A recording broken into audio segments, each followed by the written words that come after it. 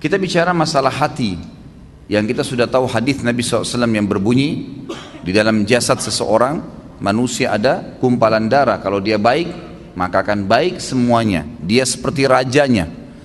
Dan kalau dia buruk, maka akan buruk semuanya. Itulah hati seseorang. Ulama membahas panjang lebar hadis ini, bahwasanya yang dimaksud dengan hadis ini adalah bagaimana hati yang diisi dengan dosa itu akan merusak seluruh anggota badannya. Seluruh anggota badannya. Jadi kalau misal ada satu saja penyakit hati, apa saja sifatnya, baik itu riya kah, iri dan dengki kah, apa saja, maka dipastikan itu akan merusak anggota tubuh dia. Artinya dari sisi penampilannya pun akan terganggu. Mukanya, paras wajahnya akan berubah. Orang yang biasa iri dan dengki, wajahnya beda dengan orang yang hatinya nggak ada penyakit iri dan dengki. Beda. Memang ada cahaya-cahaya keimanan di situ di wajahnya. Tentu ini bahasanya besar kalau saya ingin bahas juga hubungkan dengan masalah ibadah.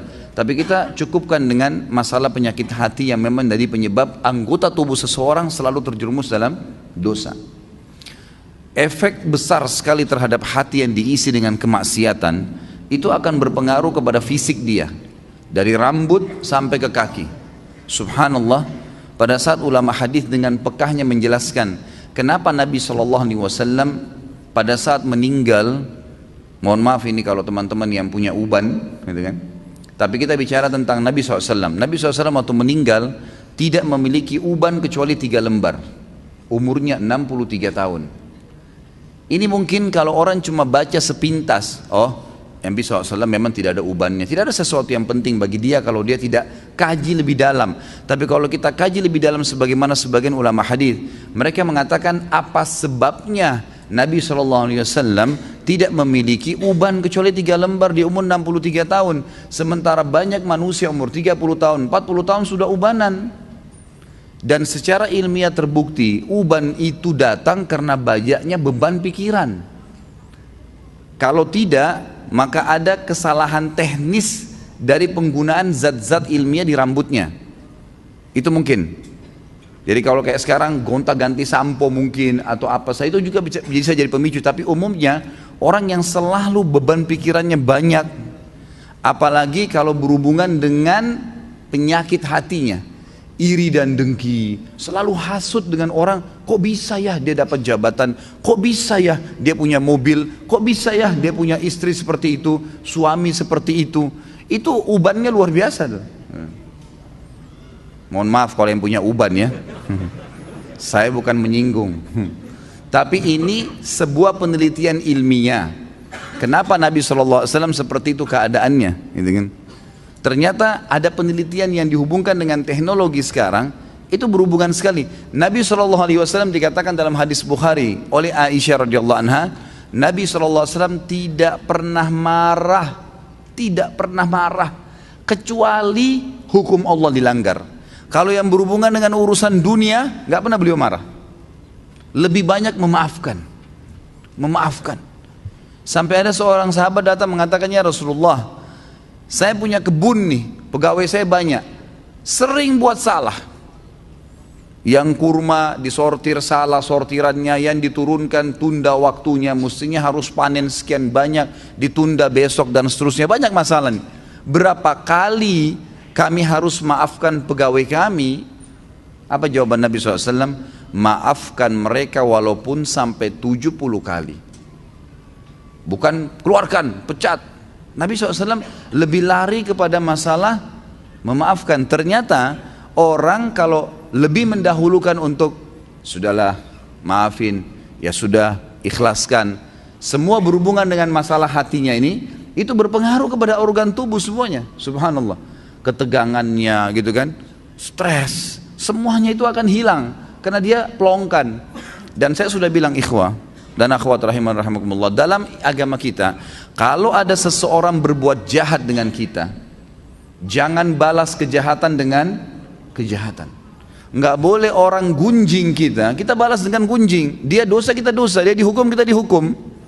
Sementara saya sudah bahasakan sering di pertemuan kita, dosa itu pasti punya efek jera yang besar. Kalau kita mencuri 1 juta, hukumannya bukan Allah akan ambil 1 juta dari kita, tapi Allah akan buat kita masuk rumah sakit dibiayai 100 juta. Efek jerah dari 1 juta yang dicuri. Sejam berbuat zina, Allah bisa menghukum dia dengan sebulan sakit. Mungkin dia sempat menendang seseorang karena dia anggap dia punya power, atau seekor kucing yang jalan di jalanan karena menganggap iseng, kucing itu nggak ada apa-apanya, nggak bisa melawan saya, ditendang.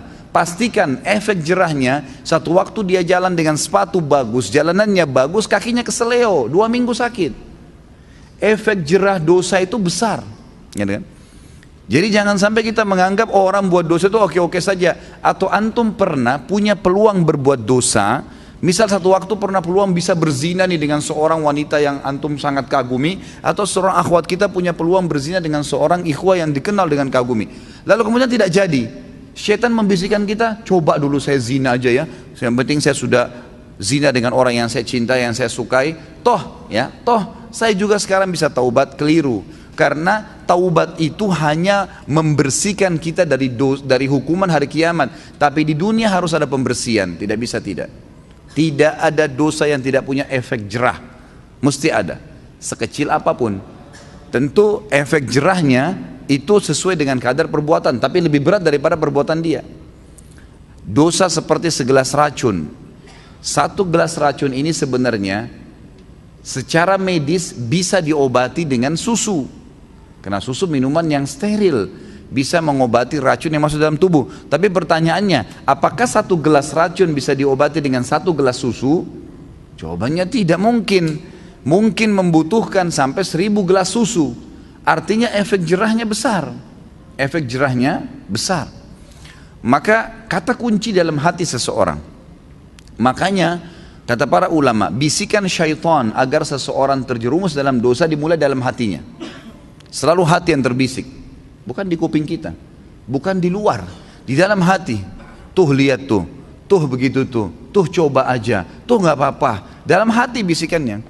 Dan kalau kita tahan juga dalam hati, maka tidak akan ada masalah. Jadi hati ini memang betul-betul raja nih, kata para ulama. Nabi SAW pernah kedatangan seorang laki-laki dalam hadis Bukhari, ya Rasulullah, wasiatkan saya. Nabi SAW tahu orang ini emosional. Kata Nabi, jangan kamu marah. Marah itu penyakit hati loh ya, di hati. Tapi dia teraplikasikan nanti dengan gerakan tangan, ekspresi wajah, tapi dia dari hati tuh. Nabi SAW ingatkan, jangan kau marah, hatimu tidak boleh. Apalagi ya Rasulullah, jangan kamu marah. Apalagi ya Rasulullah, jangan kamu marah. Nabi SAW, kata para ulama hadis, seringkali memberikan nasihat sahabat sesuai dengan keadaan yang sedang dihadapi oleh orang itu. Jadi makanya kita pun sebagai umat Nabi SAW tidak mengambil hukum spontan dari sebuah hadis, karena itu per kasus di zaman Nabi SAW, gitu kan? Jadi bisa saja sahabat ini pernah seperti ada sahabat yang datang mengatakan, ya Rasulullah, anak muda nih, dalam hadis Bukhari juga, saya siap tinggalkan semua dosa, semua yang Allah larang saya tinggalkan, semua yang Anda larang saya tinggalkan, kecuali satu, izinkan saya berzina. Ini kasus lain lagi. Kata Nabi SAW, apa kau ridha kalau ibumu dizinai? Dia bilang tidak. Saudarimu tidak, istrimu tidak, tantemu tidak, anakmu tidak. Lalu kenapa kau ridha untuk dilakukan pada orang lain? Di sini Nabi SAW mengobati keadaan para sahabat yang sedang bertanya sesuai dengan kasus yang sedang dihadapin, gitu kan? Ini poin lainnya. Kita kembali kepada poin bahasan kita. Bagaimana Nabi SAW tidak tadi sampai beruban, kecuali hanya 3 lembar di umur 63 tahun, karena luar biasa dalam pengontrolan hati beliau. Tidak mudah marah, kecuali hukum Allah. Lebih banyak memaafkan, gitu kan? Dan saya sudah bilang tadi, ikhwan dan akhwat sekalian, ingat, jangan keburukan dibalas dengan keburukan. Orang fitnah, biarin dia fitnah sampai dia capek, jangan dibalas dengan fitnah. Lalu apa yang saya harus lakukan, Ustadz? Maafkan. Masa sih Ustadz? Maafkan. Enak benar dia Ustadz? Maafkan. Nggak ada kata lain, jawabannya cuma itu, maafin. Baik. Lalu dia bagaimana? Sudah enak-enak berbuat fitnah saya, sebarin saya. Allah ada. Allah subhanahu wa ta'ala itu kita yakini sebagai orang beriman, Sami', maha mendengar, Basir, maha melihat, Alim, maha mengetahui. Gak usah khawatir, hukum yang telah Allah turunkan, setiap orang yang berbuat dosa pada Allah, dia kalau tobat Allah ampuni. Tapi kalau dosa berhubungan dengan hak makhluk, manusia, maka dia harus tobat kepada Allah dan meminta maaf kepada manusia yang dia buat salah, gunjing, fitnah, mencuri, merusak nama baik. Jadi kalau kita begitu difitnah, langsung awalnya kita maafin, udah deh saya maafin. Allah mengatakan wal afina anin nas, hati kita steril kembali tuh. Kita mendapatkan pahala karena menjalankan perintah Allah dan Rasulnya, gitu kan? Dan dia selama dia dalam hukum Allah yang kita yakini, dia selama tidak minta maaf dengan kita, hukuman Allah tetap datang pada dia. Gak usah khawatir, gitu kan? Apa yang kita mesti khawatirkan? Toh dia akan dihukum sama Allah kok. Orang tadi yang menendang kucing dengan menganggap oh kucing ini gak bisa buat apa-apa, pasti Allah SWT datangkan hukumannya. Jadi kalau antum tiba-tiba jalan baik-baik saja, sepatunya baru, jalannya bagus, tiba-tiba keseleo, coba muhasabah tuh. Biasanya kata ulama, Allah subhanahu wa ta'ala pada saat mendatangkan sebuah hukuman kepada seorang hamba, itu Allah lintaskan di benak dia dosa yang dia lakukan.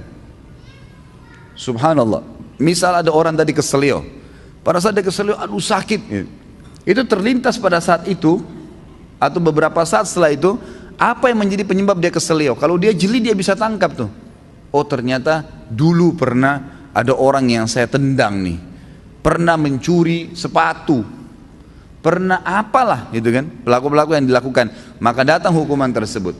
Orang kalau masuk rumah sakit tiba-tiba kemudian dirawat di rumah sakit selama 3 hari harus dirawat, demam berdarah atau penyakit apa saja ya. Kemudian dia pada saat sakit, pastikan kalau dia peka, kalau dia kembali kepada Allah, dia bermuhasabah, ya Allah ini apa penyebab dosa saya bertobat sama kamu kalau seandainya ada perbuatan salah, itu pasti terlintas di benaknya apa penyebabnya tuh.